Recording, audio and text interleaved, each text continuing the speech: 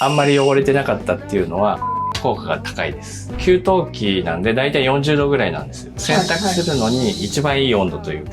洗剤使わずにお湯で洗ってても、まずそもそも汚れにくい。ただ今回年数が長いっていうのもあるし、ちょっと汚れちゃったっていうのはあると思うんですけど、あんまり汚れてなかったっていうのはお湯の効果が高いです。そこまでカビてないっていうか。お湯は掃除に使う場合は60度まで上げていいんですけど、洗濯に60度は向かないというか、縮みが多分だいぶ。で、40度も物によっては縮みが出ちゃうので、表示とかを見て使ってもらえたらいいです。洗濯機用に俺はなる！